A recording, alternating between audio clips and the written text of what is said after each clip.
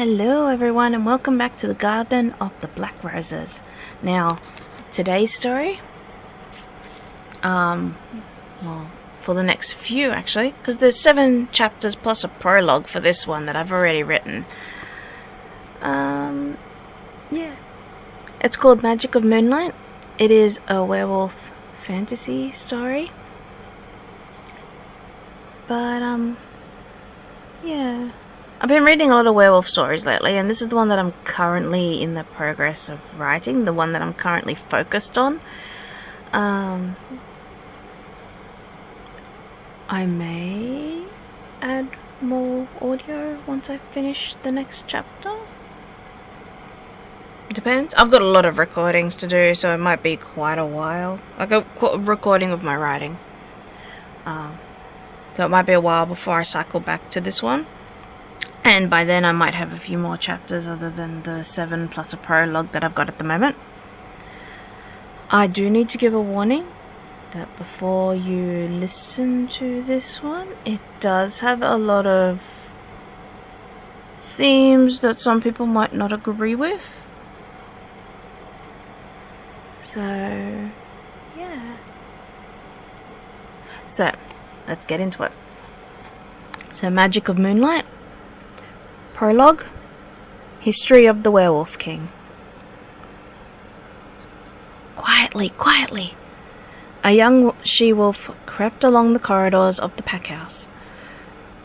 Her vibrant red hair barely seen over the top of the upstairs railing as she ghosted along. Emerald green eyes searched everywhere for any hint of movement. "Dad's gonna be so mad at me," she giggled quietly to herself before continuing down the stairs to the ground floor. Slipping into the door and shutting it quickly behind her, she let out a breath she had been unconsciously holding. "I made it," she whispered to herself. Turning, she took in the great expanse of the old pack library. She wanted to learn about the motherly voice that would often visit her in her dreams. She would encourage her to seek out a particular book in the library. She scanned the titles until a very old tome caught her eyes. Gold scroll work rolled down the spine. The History of the Werewolf King. "There you are," she whispered in excitement, and pulled the heavy tome down from the shelf. She awkwardly carried it to the couch and turned on a reading lamp. The tome was heavy on her legs, pinning her to the chair, but her eagerness to read outweighed her discomfort. In the beginning, before word was written down, werewolf packs were numerous and lawless. The sanctity of true mates were abused and suffering abundant. The moon goddess grieved over her beloved children who had lost their way. Determined to give them another chance, she recreated the Werewolf King and his mate, the Avatar of the Moon. The Werewolf King's purpose was simple: to be the mediator, controller, supporter, executioner, and everything else to ensure werewolves lived safe and abundant lives. The Werewolf King title was not to be passed down from father to son, but instead was chosen by the moon goddess herself.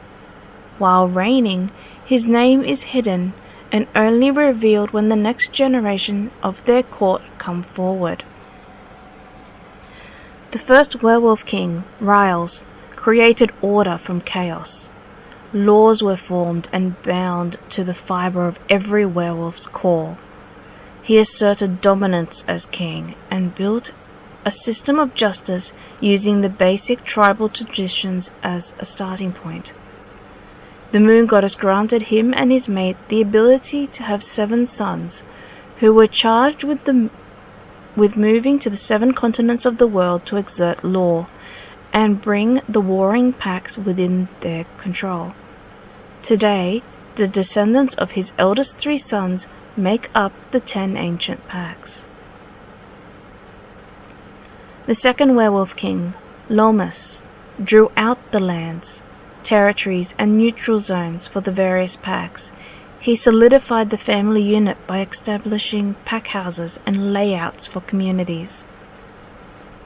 The third Werewolf King, Mello, established schools and created the holy city where the palace of the Werewolf King resides.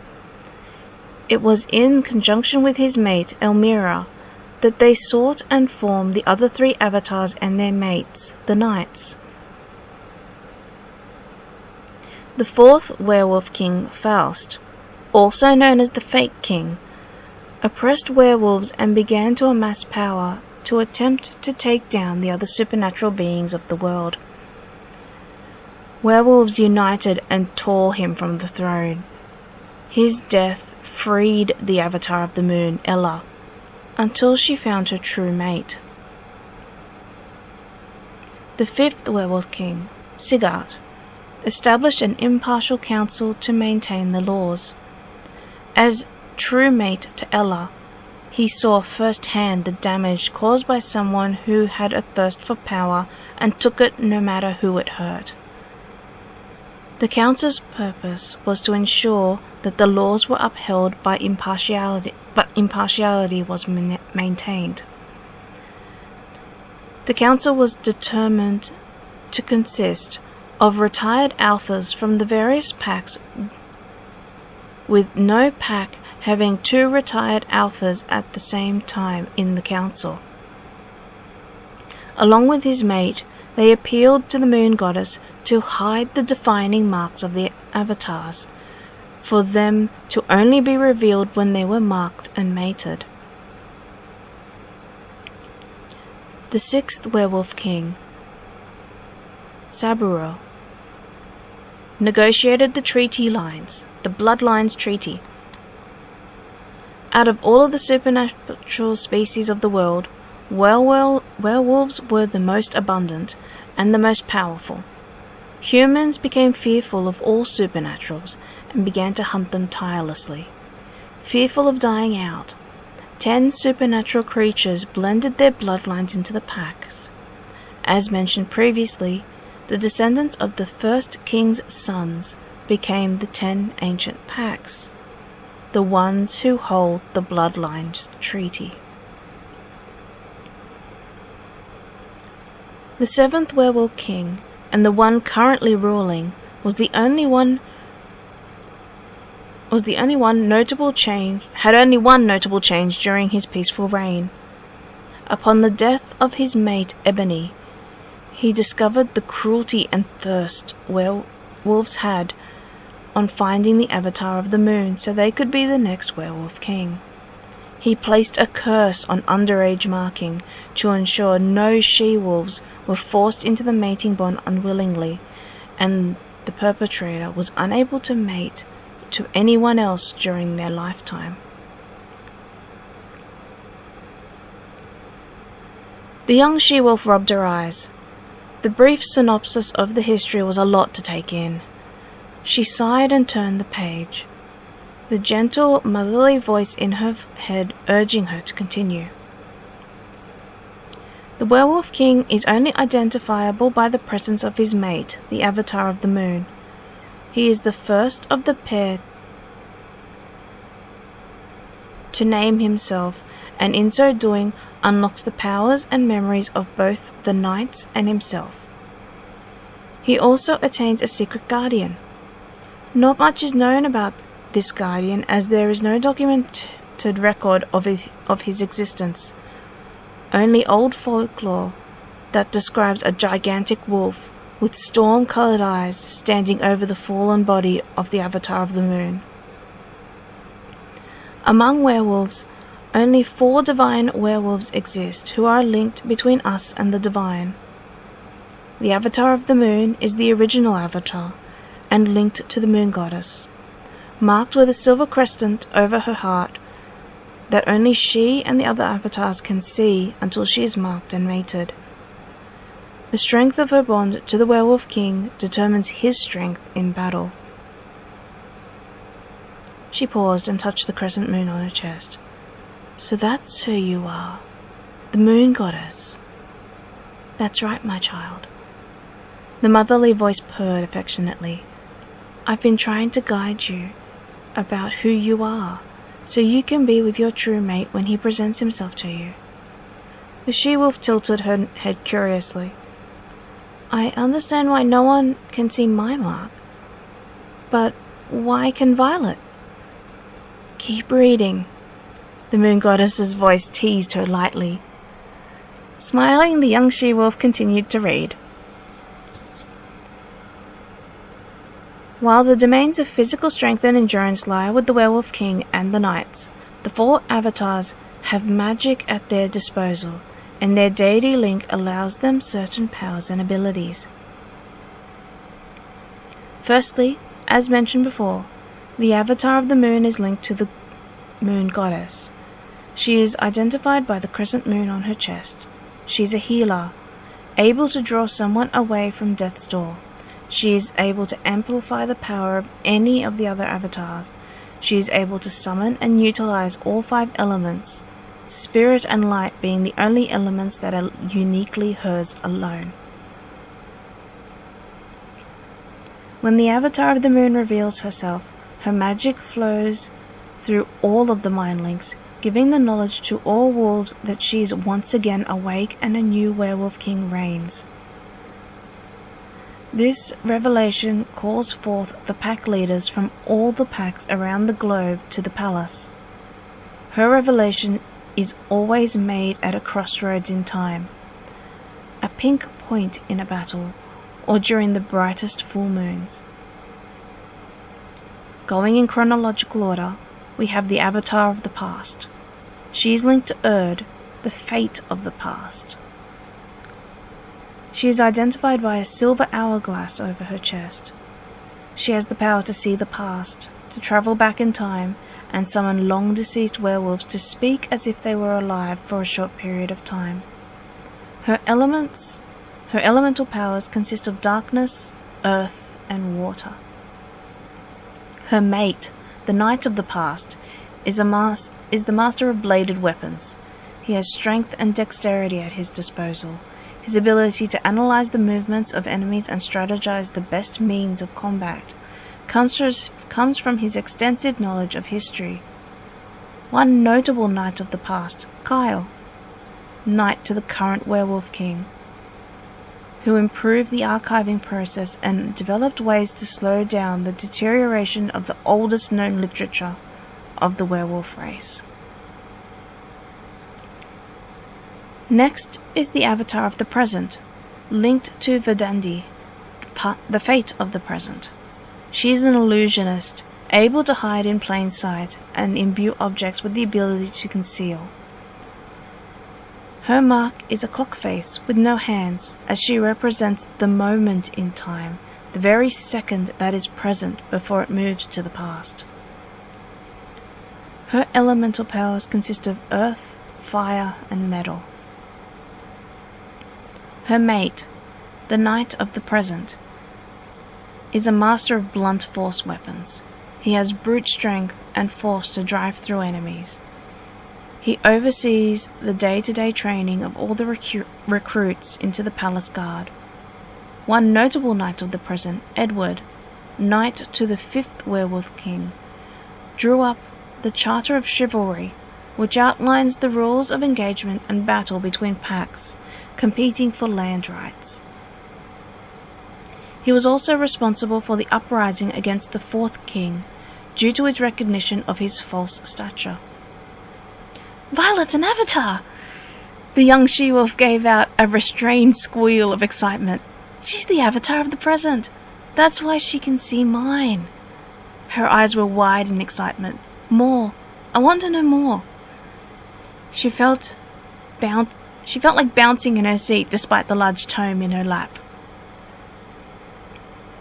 Lastly is the avatar of the future, linked to Skuld, the fate of the future.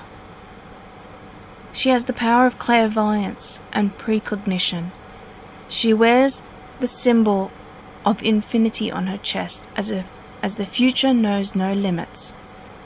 Little is known about the abilities of this avatar, as her powers change with each generation and can often be an indicator of what the future holds. Her elemental powers consist of fire, ice, and wind. Her mate, The Knight of the Future is a master of projectile weapons. He has ability and dexterity to ensure his weapons always fly straight and true. He ensures the maintenance of the palace as well as bringing it up to speed with current technology of the era. One notable Knight of the Future, Jasper, Knight of the 6th Werewolf King, developed the servers for the continued digitization of the historical records before they were processed, protected, and stored in the archival vaults. Eagerly the she-wolf continued to read long into the night. The gentle voice no longer urged her to read, but instead remained patiently waiting to answer any questions the young pup had.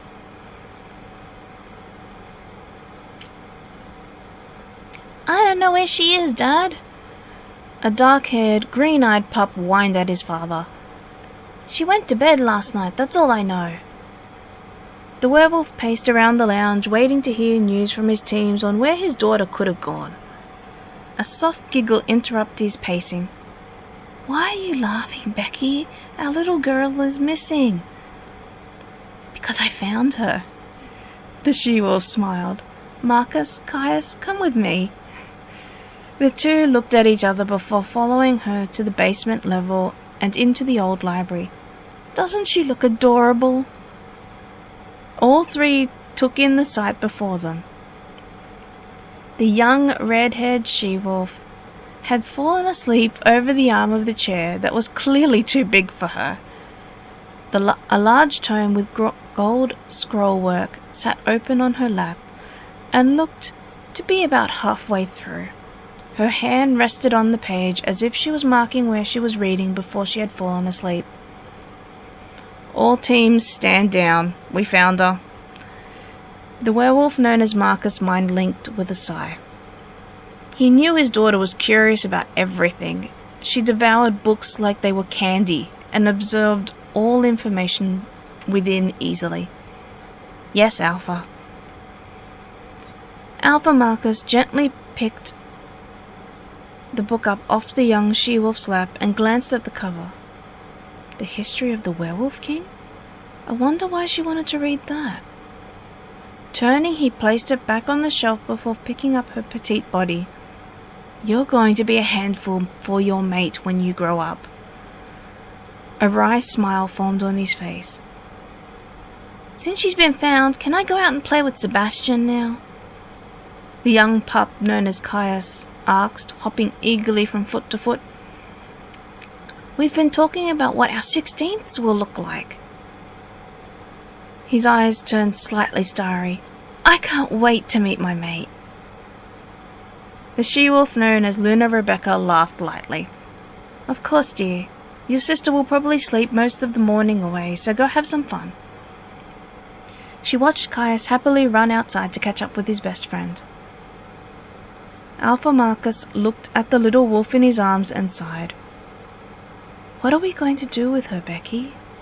Emma is so eager to learn, but it'll be all for naught if her mate doesn't want or need it."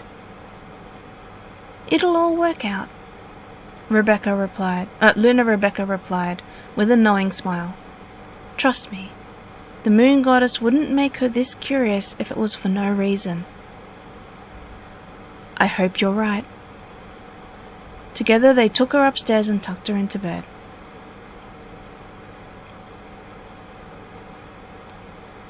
Another dark-haired youth watched as Caius approached him. He had been waiting a while and noticed the frantic activity earlier. He was curious to know what happened and why the activity just suddenly stopped. "Oh, that?" Caius laughed lightly. "My parents couldn't find Ember, and everyone was out looking for her before they realized she was fast asleep in the old library." "Is she okay?" he asked, worry rising within him. Why was she there in the first place? "Reading as usual," he replied with a shrug. "And perfectly fine. She was just fast asleep reading." He glanced at the youth with a curious gaze. "Sometimes you act more like her big brother than I do." He watched the blush spread across his face. You know your 16th is in a month. I know. He ran a hand through his hair. I can't help it, you know. My sister is only 12, Sebastian, Kaya said with a little more forcefully than he intended. Once you turn 16, you need to focus on finding your mate. He put a comforting arm around his shoulders. There's no guarantee she's your mate, despite you having a huge crush on her. The werewolf known as Sebastian took a deep breath. You know I'm saving myself for my mate. But if I get to my 18th, still haven't found my mate, and Ember comes to me to ask if I can take her first time, I will. Kaya sighed. I know. Part of him hoped Ember's mate was Sebastian, as it would save his best friend some confusion and heartache. But I don't know if she feels the same way about you. I wish I knew. Sebastian let out a heavy sigh.